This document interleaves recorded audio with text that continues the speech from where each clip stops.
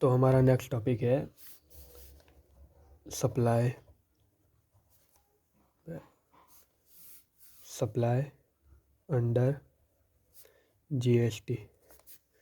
ठीक है, supply under GST. तो ये बहुत छोटा सा टॉपिक है और ज़्यादा कुछ है नहीं इसमें। अब इसका मतलब क्या होता है? सप्लाई अंडर जीएसटी का मतलब होता है कि जैसे कि एग्जांपल देता हूँ, जैसे कि गुड्स और सर्विसेज होती है। ठीक है, गुड्स एंड सर्विसेज। अब सबसे पार्ट 2 में हमने क्या पढ़ा था कि जो जीएसटी है, पार्ट 3 में सॉरी, कि जो जीएसटी है वो गुड्स एंड सर्विसेज पे लगता है। ठीक है, और जब गुड्स एंड सर्विसेज की ट्रेडिंग हो रही हो, यानी कि उनका लेन देन हो रहा हो। ठीक है, लेन देन हो रहा हो या ट्रेडिंग हो रही हो इंग्लिश में। ठीक है, गुड्स एंड सर्विसेज की ट्रेडिंग हो रही हो। अब जब गुड्स एंड सर्विसेज का जैसे कि रिटेलर, ठीक है, रिटेलर से कंज्यूमर पे जा रहा। ठीक है, अभी बीच में क्या हो रहा है? ये सप्लाई हो रहा है।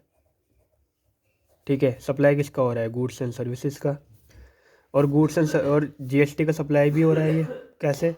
क्योंकि गुड्स एंड सर्विसेज के अंदर ही कि पे ही जीएसटी लगता है, सॉरी है कि गुड्स एंड सर्विसेज पे ही जीएसटी लगता है।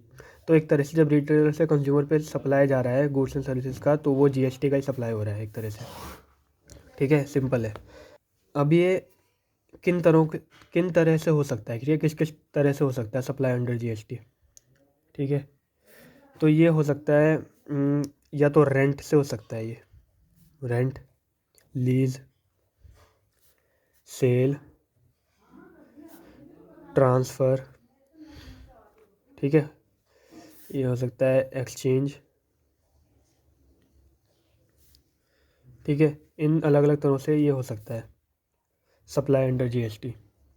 अब जो हमारा ये है, ये क्वेश्चन नंबर ये हमारा क्वेश्चन नंबर 6 है। ठीक है, मॉडल पेपर का। इसमें नॉर्मली 2 इंडिपेंडेंट पर्सन, ठीक है, 2 इंडिपेंडेंट पर्सन। इंडिपेंडेंट मतलब कि कोई भी बंदा। ठीक है, ऐसे कोई ज़्यादा टफ नहीं है, मतलब ज़्यादा कन्फ्यूज होने की ज़रूरत नहीं है। 2 इंडिपेंडेंट पर्सन मतलब कि कोई भी 2 बंदों के बीच में जो ट्रांजेक्शन हो रहा है उसको सप्लाई कहते हैं। ठीक है, सप्लाई हो रहा है मतलब कि गुड्स से सर्विसेज का उधर जा रहा है, उधर से उधर जा रहा है, तो ये सप्लाई हो रहा है गुड्स एंड सर्विस का। या हम कह सकते हैं, या हम इसे कह सकते हैं कि 2 लीगल एंटिटीज़ के बीच में। ठीक है, ये एग्ज़ाम में लिख लेना, क्योंकि 2 लीगल एंटिटी के बीच में जो ट्रांजेक्शन हो रहा है, या 2 इंडिपेंडेंट और 2 इंडिपेंडेंट पर्सन के बीच में जो ट्रांजेक्शन हो रहा है, उसे के बीच में जो सप्लाई हो रहा है वो सप्लाई अंडर जीएसटी में ही आता है। अब जो सप्लाई ऑफ गुड्स है, अब जो सप्लाई होता है जैसे कि वो प्रिंसिपल, ठीक है, वो 2 बंदों के बीच में हो रहा है, प्रिंसिपल। अब ये दूसरा पार्ट है, वो समझने वाली चीज़ है। ठीक है, प्रिंसिपल और एजेंट। ठीक है, अब जो प्रिंसिपल, अभी प्रिंसिपल क्या होता है? प्रिंसिपल हम किसी भी कंपनी के मैन्युफैक्चरर को कह सकते हैं। ठीक है, हम एक तरह से मैन्युफैक्चरर, सॉरी, या फिर कोई कंपनी, ठीक है, मैन्युफैक्चरर या कंपनी जो कि अपने गुड्स को डायरेक्टली एंड कस्टमर को देती है। ठीक है, डायरेक्टली एंड कस्टमर को देती है, तो वो प्रिंसिपल कहलाता है हमारा। जो अपने सामान को डायरेक्टली एंड कस्टमर को बेच देता है वो हमारा प्रिंसिपल कहलाता है। और जो एजेंट होता है, एजेंट डायरेक्टली नहीं बेचता। ठीक है, एजेंट मतलब कि किसी बंदे के द्वारा बेचता है। जैसे कि प्रिंसिपल है, प्रिंसिपल ने किसी एजेंट को हायर कर दिया। ठीक है, हायर कर लिया अपना सामान बेचने के लिए। किसको? एंड कस्टमर को, या एंड कंज्यूमर, यानी कि जो लास्ट में जो ख़रीदने वाला बंदा है उसको। ठीक है, जो उसका यूज़ करेगा पूरी तरह से प्रोडक्ट का। तो जैसे, तो उसे एजेंट कहते हैं हम। जो जैसे कि प्रिंसिपल जो है वो किसी बंदे को हायर कर रहा है, जैसे कि एजेंट को हायर कर रहा है एंड कस्टमर को गुड्स प्रोवाइड करने के लिए। डायरेक्टली नहीं पे, अगर वो डायरेक्टली कस्टमर को देगा तो प्रिंसिपल कहलाएगा, अगर वो किसी बंदे के जरिए देगा तो वो बंदा एजेंट कहलाता है। ठीक है, जिस बंदे के जरिए किया जाता है। जनरली जो ये चीज़ें होती है ये टैक्सेबल, ये लाइन लिख लेना, दे आर नॉट सब्जेक्ट। ठीक है, ऐसा ही मॉडल पेपर में लिखी हुई है line, they are not subject to tax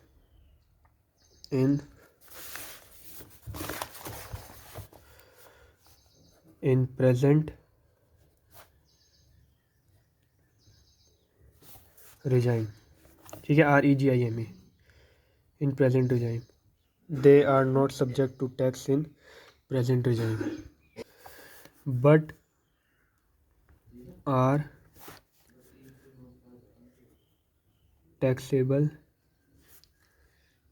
supplies